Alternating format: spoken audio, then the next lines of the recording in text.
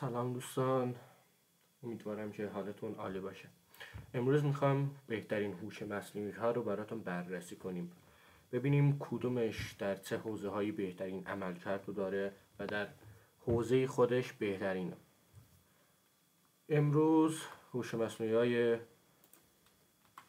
چت جی پی تی، دیپسیک و گراک ایلان ماسک رو میخوام بررسی کنیم. خب اولش چت جی پی تیه که یکی از معروفترین و بهترین هوش مصنوعی است. هزینه زیادی روش شده و خب تو آمریکا هم ساخته شده. هزینه های چند میلیون دلاری براش شده. این هوش مصنوعی تو مقاله نویسی و به تازگی تو تولید عکس خیلی خوب عمل کرده.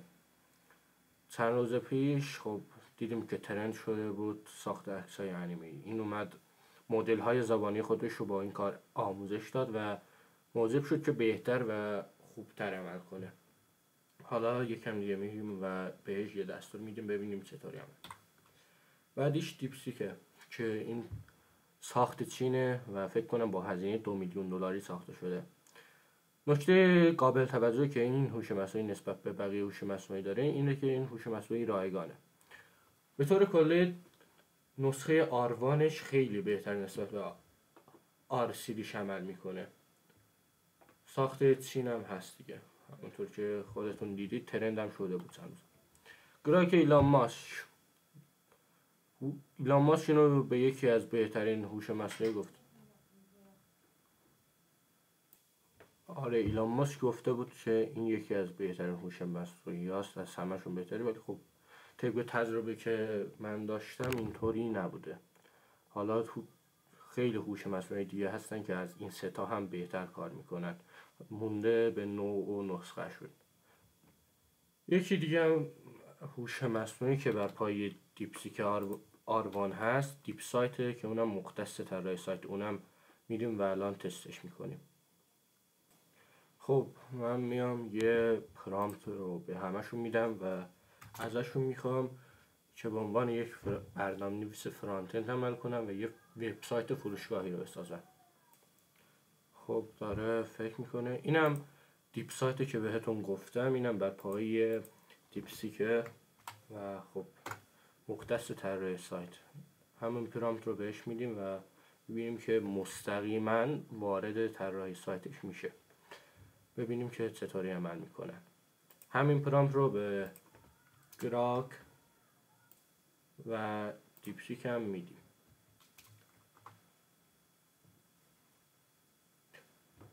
ببینیم که کدومش بهتر عمل میکنه. طبق تجربه‌ای که من داشتم دیپسیک آروان از همشون بهتر عمل میکنه.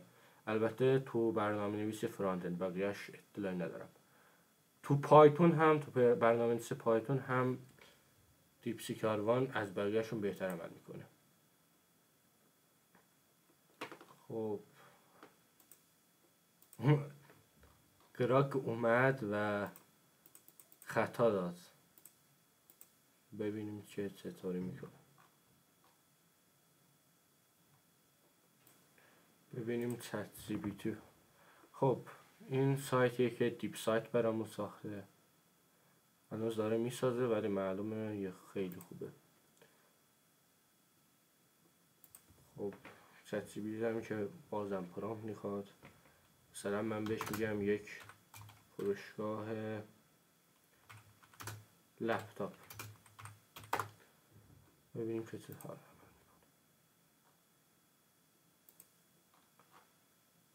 گراک هم ببینیم چی کار کرد.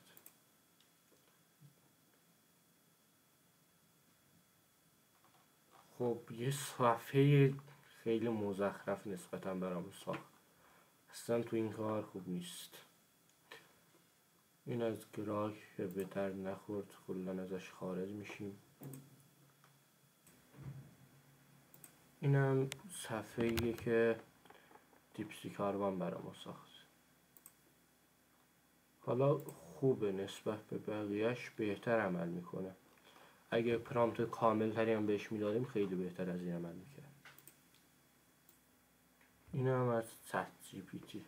نه زیاد خوب نشد.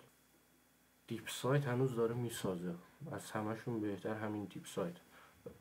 البته این کارش چون طراحی وبه از همشون بهتر عمل میکنه. چت جی پی تی خلاصه خب برای مقاله نویسی بهتره، اینطوری بگم. هوش مصنوعی کاپایلوت مختص مایکروسافته که زیاد تعریفی نداره، ولی خب تو ساخت عکس نسبت بهتر عمل میکنه. هوش مصنوعی گراک عکسای واقعی گرانه بهتری میسازه. اگه بخواید یک عکس رو به عکس کارتونی تبدیل کنید، چت جی پی تی از همشون مناسب تره. و برای طراحی سایت هم که همین دیپ سایت یکی از بهترین هاست. خب هر سوالی چیزی داشتم من در کامنت ها در خدمتتونم.